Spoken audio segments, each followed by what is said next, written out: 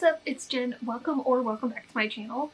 Happy Disability Pride Month. It's July 1st as of when this video comes out. So July is Disability Pride Month, and every year I like to do a video that is like specifically geared toward that. If you're new here, I am physically disabled. I use mobility aids. If you're curious, I have Ehlers-Danlos syndrome, POTS, a myriad of other things. I actually made a video year and a half ago, almost 2 years ago, about the process of getting diagnosed with Ehlers-Danlos. So if you want to see that, I'll stick that up here. But today I put it's kind of hard to see, but I made a little bear with a Disability Pride sweater on. So he's going to hang out with us today. So I wanted to do something kind of like just fun and silly. I've been working on some really big projects lately, and something that I've been seeing quite a bit, I actually just joined a Facebook group, which is something I never thought I would say in 2025, of like tricked out mobility aids or like decorative mobility aids. And something that I have done in the past but not enough of is decorating my walking canes. I have an old like wooden one that one year I put red and white electrical tape on it at Christmas time to make it look like a candy cane. Many people have suggested putting lights in this. For me, this acrylic cane is solid, so that doesn't work for this one. One day I would totally get a clear one though to put lights in it. The foot does glow in the dark though. So what I am doing, I already started, is it's all tangled up. I'm basically making this like little mesh sleeve that slips on over the top. And I thought the clear one would be the easiest to slide it over, but it also looks really cool because you can like see the yarn through it. So while I'm working on this, I had a couple of things. I usually like to have something to talk about while I'm working on something for Disability Pride Month, and something that I've kind of been trying to figure out like how to discuss or where to put it in a video recently is this idea. I can't remember how old the video is, but I watched a Molly Burke video where she talked about things that remind her she's disabled. And kind of in that vein, like I do get asked fairly often by just like people that I know or people I meet, like, you know, what kind of stuff can you do to help your environment be more accessible? And there are some super easy, little to no effort things that you and we can do in society to help keep things accessible. So with those kind of like two themes in mind, there was a couple things that just kind of popped into my head. The first being not taking up handicap parking spaces unless you need one. I am not the type of person to ever go up to someone and say something, and I would not recommend that. Not everybody has their handicap license plate, or maybe someone forgot their handicap placard. Just because someone doesn't quote unquote look disabled doesn't mean that it's not valid for them to park there. I do get very frustrated when I see people that clearly are just parking there because it's close and they're running in fast. Don't take the spots, don't block the spots either.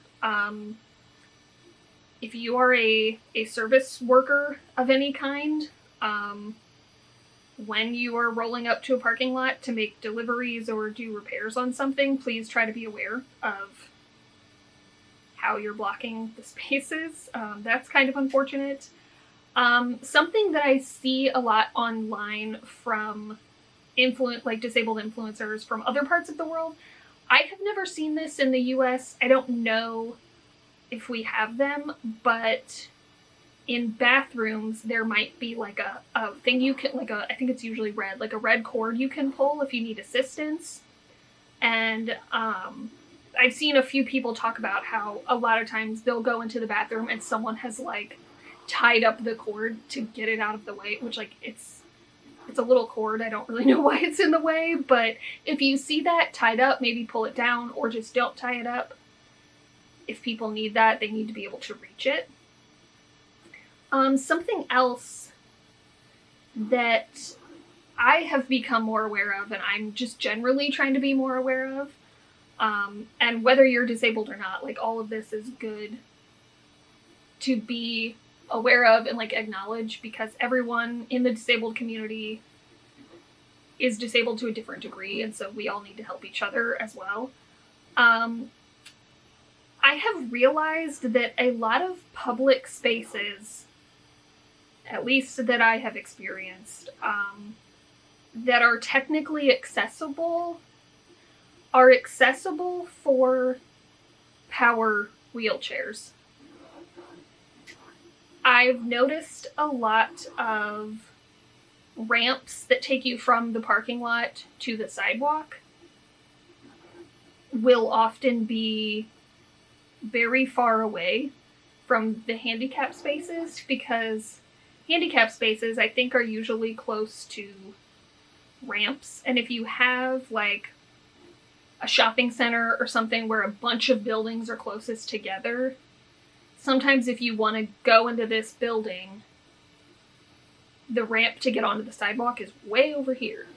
And it's just, it's bad design for parking lots, which I know in a lot of older areas, people just tried to like do their best, which we appreciate. But I've also noticed in trying to use my wheelchair, I don't use it enough to make it worth it for me to buy a powered wheelchair.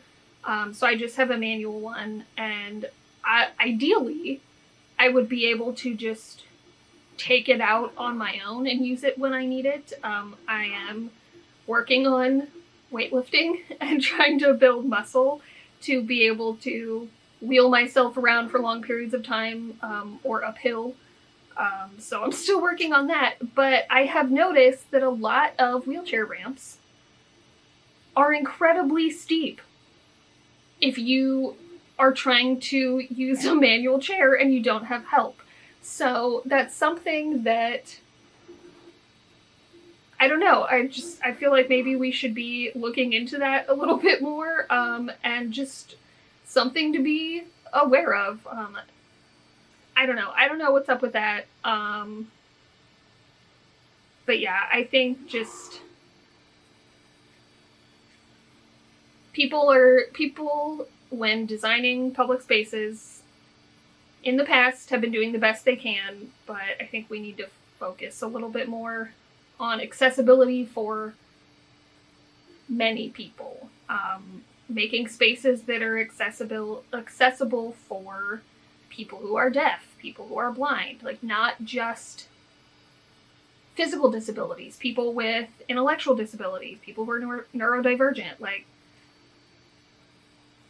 there's a lot of different types of accessibility, and I think we could be doing better as a society to focus on quite a few of those. The last one that I thought of, if I think of any more while I'm working on this, I'll pepper them in here.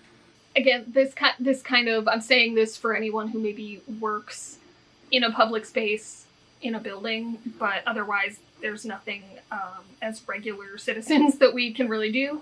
But if you work in a public setting, maybe making sure that handicap accessible doors, that those buttons are turned on. Maybe that's something you check if you open the building for the day. That's something I've run into most often in the town where I live. I don't really know what it is about this town that happens a lot. There was one day where the Kohl's that I go to, that's also where we return Amazon packages, so I go there a lot. But I don't always need to use the buttons, but sometimes I do. And theirs are almost never on. And one day, I was really pissed about it, but this lady that worked at the store was super sweet to me. Like, she just said hi and was like really kind. And I was like, I couldn't decide if I was going to say anything. And I was like, she was so sweet to me that it kind of like tempered me a little bit. And so I was just kind of like, hey, did you know those aren't turned on? And she was like, oh no, I'll tell somebody about that. So maybe if you work at a place like that, you could check that kind of thing and let people know. I don't really know what the protocol is for how and when things like that are turned on, but it's really frustrating when they're there and they don't work. Especially because a lot of times those doors, because of whatever mechanism, if they're not turned on, they are really heavy. So trying to open the door manually is even harder than a regular door sometimes. All right, I think I've rambled enough about those things. I hope that those are kind of just like helpful. If you think of anything that I didn't, please share in the comments. Like I said, this is something that I think we can all be working on together. This isn't just like disabled people versus non-disabled people kind of thing. Like, whether you're in the community or not, I think we can all work on making spaces accessible for more people.